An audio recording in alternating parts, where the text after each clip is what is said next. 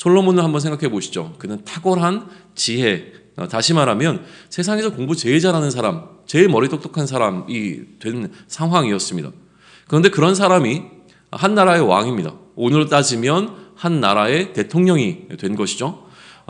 그런데 그것으로 끝나는 것이 아니라 그 사람은 그 어떤 사람보다도 재물이 많았습니다. 재벌과 같은 사람이었던 것이죠. 제일 공부 잘하고 돈도 많아서 재벌 가문의 사람이 대통령이 된 형국이고, 거기서 멈추는 것이 아니라 심지어 아내도 많았다. 그 주변에 여자들도 끊이지 않았다라고 하는 이야기를 지금 10장과 11장은 우리에게 보여줍니다.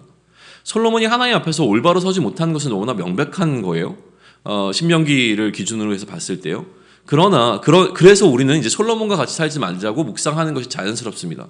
하지만 솔직한 이야기를 한번 해보자는 거죠. 무슨 이야기입니까? 마음 한 구석에는요, 솔로몬을 부러워하거나 솔로몬과 동일한 삶을 추구하는 욕망이 나에게도 있다라고 하는 사실을 우리는 과연 인정 안 할 수 있겠느냐라는 질문을 던지게 되는 거예요.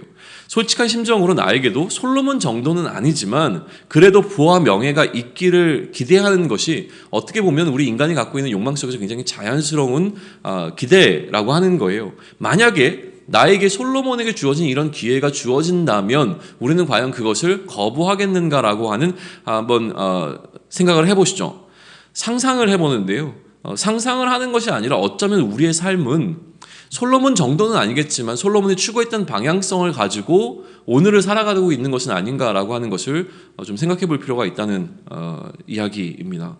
하나님께서 나에게도 솔로몬과 같은 삶을 허락하신다면, 그러면 나는 솔로몬과는 달리 하나님을 잘 섬길 수 있을 것이라고 하는 착각을 어느 정도는 갖고 있는 것이죠. 열왕기서 기자는 우리에게 그렇지 않다라고 하는 것을 강조해주고 있는지 모릅니다. 그렇지 않다. 네가 솔로몬과 같은 부귀와 영화를 누릴지라도 얼마든지 하나님의 법과 질서 가운데서 너는 벗어날 수 있다라고 하는 메시지를 던져주고 있어요. 그런데 이러한 메시지가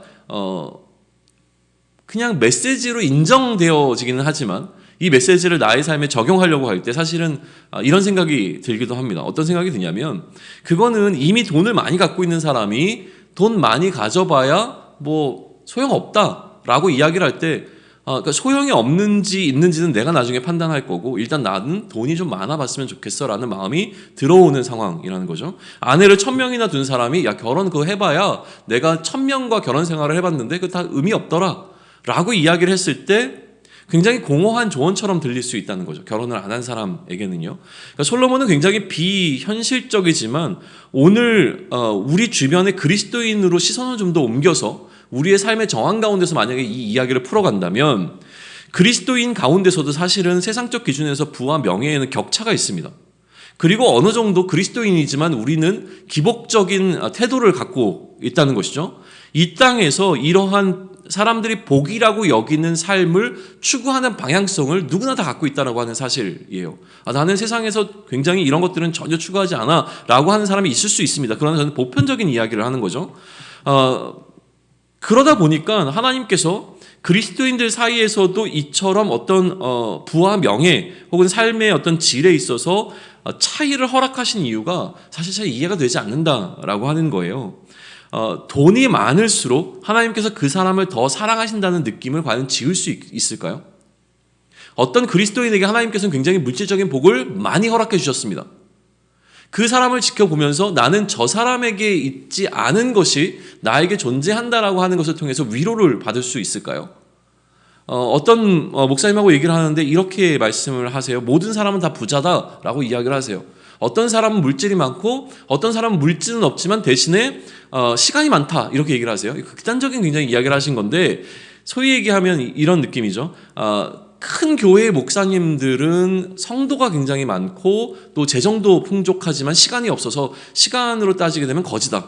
그런데 개척교회 목사님들은 돈과 사람은 굉장히 부족하지만 시간은 많으니까 시간 부자다. 그러니까 모두가 다 부자니까 서로가 갖고 있는 것들을 좀 나눠서 사용하면 된다. 굉장히 이제 합리적인 이야기예요. 사실 비난하고자 하는 이야기는 아니었던 거예요.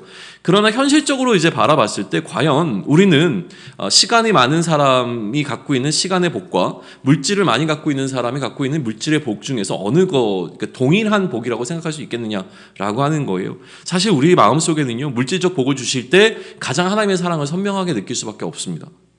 나의 신앙이 하나님께 더 사랑받으려고 하는 몸부림으로 우리는 이 신앙생활을 합니다. 하나님께 더 가까이 나아가고 하나님께 인정을 받고자 하는 그 삶을 살아가기 위해서 우리는 애쓰고 몸부림치죠. 그러나 내가 하나님께 사랑받고 있다라고 하는 것을 언제 느끼냐면 나의 삶의 형편이 나아지게 되어지면 내가 하나님께 사랑받고 있구나라고 하는 것을 느끼는 방식으로 사실 우리는 우리의 삶을 살아가게 된다는 것이죠. 과연 우리는 이러한 것을 넘어설 수 있을까라고 하는 질문을 좀 던져봅니다. 솔로몬이 허락하신 상황은 그 개인을 향한 복이 아니었고 솔로몬이 왕으로서, 다시 얘기하면 그리스도로서 그에게 맡겨진 사명을 잘 감당하기 위해서 허락하신 것이라고 하는 것을 우리는 다시 한번 기억해내야 하는 것이죠. 하나님께서 솔로몬에게 이러한 지혜를 주신 것은 그가 이러한 부와 명예를 누리라고 하기 위하여 주신 것이 아니라 그가 처음부터 하나님에게 나에게 허락한 이 백성들을 위하여 내가 잘 판별할 수 있는 지혜를 허락해 달라고 했기 때문에 하나님께서는 그 사명을 잘 감당하기 위하여 그에게 허락하신 것이었다라고 하는 것이죠. 그러니 우리는 그리스도인들 안에 존재하고 있는 소위 얘기하면 이 부와 명예의 격차에 대해서 이해하려고 할 때에 이것을 복의 관점에서 바라보게 되면 우리는 늘 실족하고 낭망할 수밖에 없습니다. 그러나 복의 관점이 아니라 사명의 관점에서 바라보고 해석해야 된다는 이야기를 오늘 함께 나누고 싶습니다. 맡겨진 사명을 위하여 허락하신 상황인 것이죠. 맡겨진 사명의 무게는 동일합니다. 사명에는 무게의 가벼움과 무거움이 존재하지 않습니다. 하나님께서 우리에게 주신 그 사명이라고 하는 것은 하나님의 사명이기에 그 무게는 다 동일합니다. 그런데요, 이 사명을 감당하기 위하여 주신 각자가 처해 있는 환경과 여건에는 반드시 차이가 날 수밖에 없습니다. 모든 사람들에게 동일한 사명으로 동일한 환경 속에서 다 같이 한번 해봐라 라고 말씀하시는 것이 아니라 우리의 삶의 형편에는 차이가 존재하고 그렇기에 하나님께서는 우리의 삶의 형편 가운데로 우리에게 사명을 주셔서 파송하셨다라고 이해해야 된다는 거예요.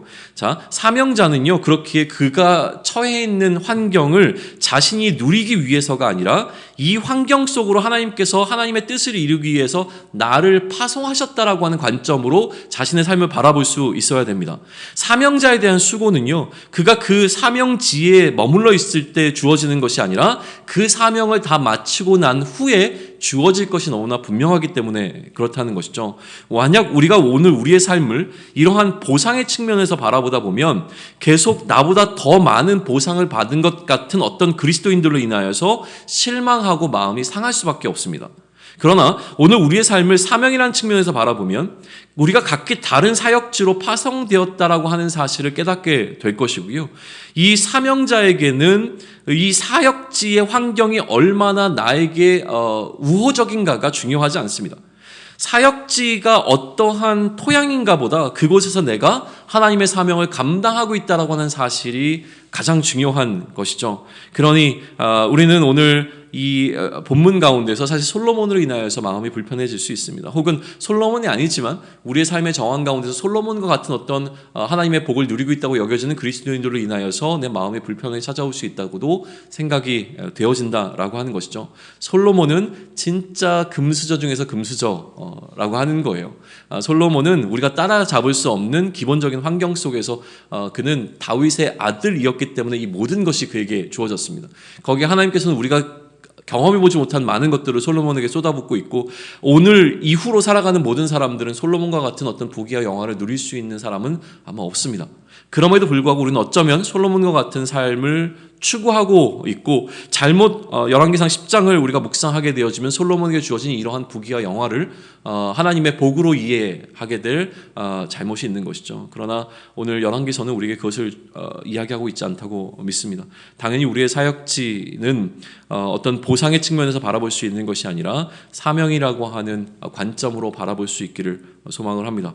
그래서 각자가 맡겨진 그곳에서 그 사명지의 형편이 어떠한가를 통하여 서로를 비교하는 것이 아니라 하나님께서 나를 필요에 의해서 나만이 감당할 수 있는 사역을 위하여서 내가 아니면 감당할 수 없는 그곳으로 나를 파송하셔서 그곳에서 내가 하나님의 사명을 잘 감당하고 하나님께 돌아오도록 우리를 이 땅 가운데 파송하셨다는 사실을 기억하며 오늘도 사명자로 살아갈 수 있는 저와 여러분이 되기를 축원합니다. 아멘.